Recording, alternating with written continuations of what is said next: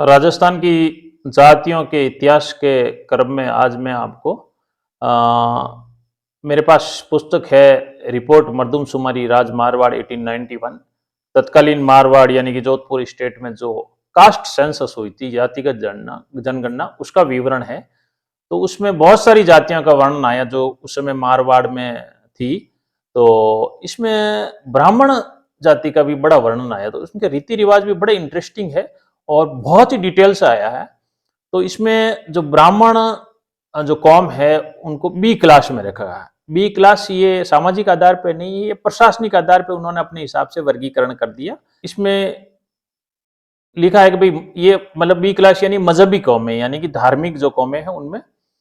तो इसमें लिखा है कि भाई इस ग्रुप में ब्राह्मण, शैद और जति जो हिंदू, मुसलमानों और जैनियों के पेशवा है लिखे जाते हैं।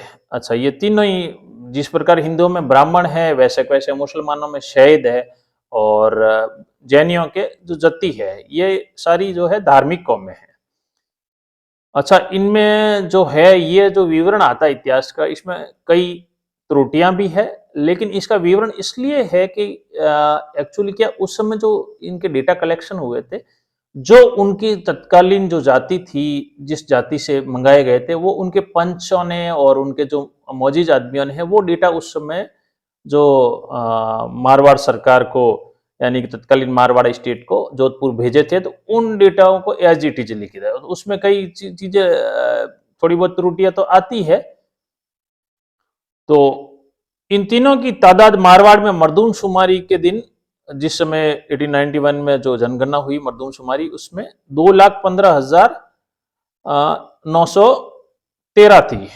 और जिसमें अलग अलग जैसा आगे डेटा भी लिखा हुआ है, जैसे ब्राह्मण, शैद और जति। इसमें ब्राह्मण ज्यादा है और शैद थोड़े बहुत और जति उससे भी कम। यानी कि अगर देखूं टोटल देखा जाए तो ब्राह्मण जो कौमें हैं उनका 2,19,396, और शैद है जो मुसलमानों की कौम है, मजहबी कौम, उसमें 3,763 ही है। और जति आते हैं वो 834 ही है, यानी कि बहुत ही कम है।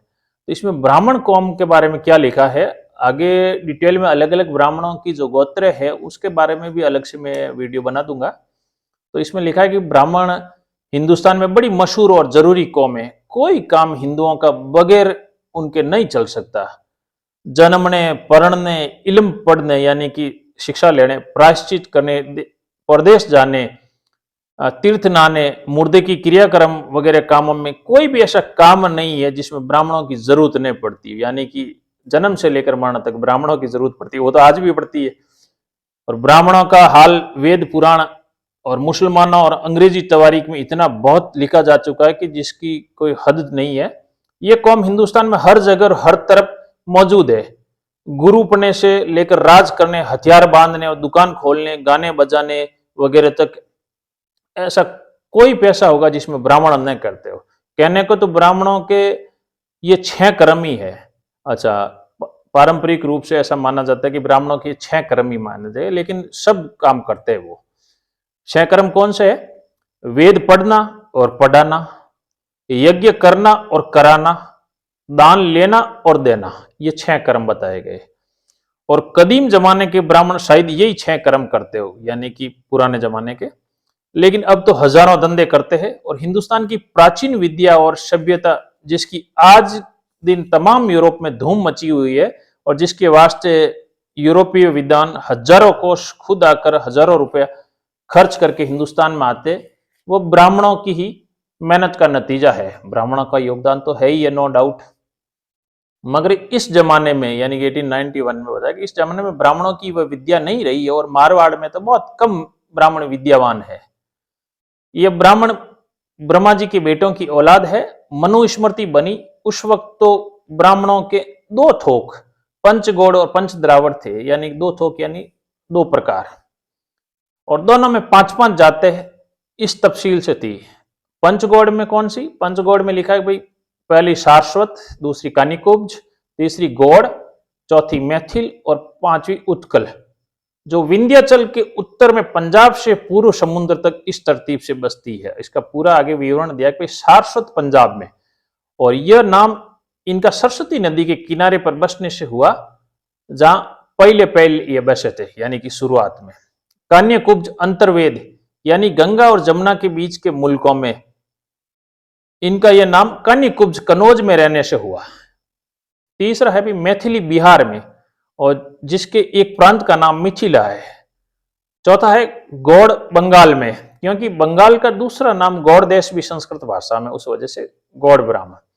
और पांचवा है उत्कल, उड़ीसा, जिसका दूसरा नाम उत्कल है, उड़ीसा के नाम से उत्कल है, तो उत्कल ये 5 पंच गौड़ की जो अलग अलग प्रकार है जाते हैं। और पंच द्रावड़ दूसरी, पंच द्रावड़ में पहली गुर्जर, दूसरी महाराष्ट्र, तीसरी तेलिंग, और चौथी कर्नाटक, और पांचवी द्रविड़। इसमें भी 5 जो जाते हैं, जो गुजरात से लेकर दक्षिण और पश्चिमी समुद्र तक रहते हैं। और इनमें ये नाम भी इस तरफ के देशों के नाम पर उसी तरह से आए हुए जैसे पंचगौड़ के हुए देश। अब पहले देश ही कहते थे, आजकल जैसे अपने भारत के अलग अलग प्रांत थे, तो इतना बड़ा नहीं था, अलग अलग जो राज्य होते थे वो तो देश ही कहते थे। भाई मारवाड़ से बाहर चले गए मेवाड़, तो मेवाड़ अलग देश हो गए, फिर गुजरात आगे चले गए, फिर मालवा चले गए, इस प्रकार से। तो इसमें लिखा भी पहले जो गुर्जर गुजरात में बसे, जो गुर्जर ब्राह्मण है, ब्राह्मणों में आज भी गोत्र गुर्जर गौड़ है, तो गुर्जर गुजरात में रहने से तो स्थानवाचक है। तो इस हिसाब से तो ब्राह्मणों को भी क्लेम कर देना चाहिए कि भाई गुर्जर प्रत्यार पे जैसे गुर्जर क्लेम करे, इस हिसाब से ब्राह्मणों को भी कर देना चाहिए। और हालांकि ब्राह्मणों के अलावा उसके अलावा भी जैसे कई जातियों में गुर्जर है वो पाए जाते हैं, गुर्जर गोत्र या जात के हो। तो दूसरा है महाराष्ट्र, मराठा देश में रहने से महाराष्ट्र ब्राह्मण कहलाते हैं। तेलंगाना में बसने से, जो पहले आंध्रा था, तेलंगाना अब नया बसा, तो इसको तेलंगाना कहते थे। कर्नाटक देश में रहने से, द्रविड़ देश में रहने से, जो अब मद्रास कहलाता है।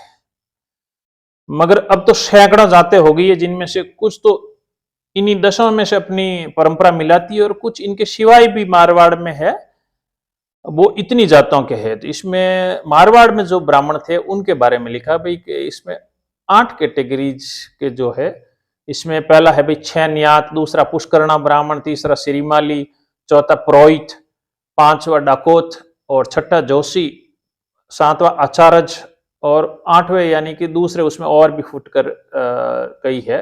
आगे लिखा है कि भाई ब्राह्मणों के जो मारवाड़ में है, मारवाड़ की 4 बड़ी तादाद की कौमों में से चौथी कौम है। जाटों, राजपूतों और महाजनों से गिनती में कुछ ही कम है, यानी कि मारवाड़ की चौथी बड़ी कौम उस समय 1891 की जनगणना में।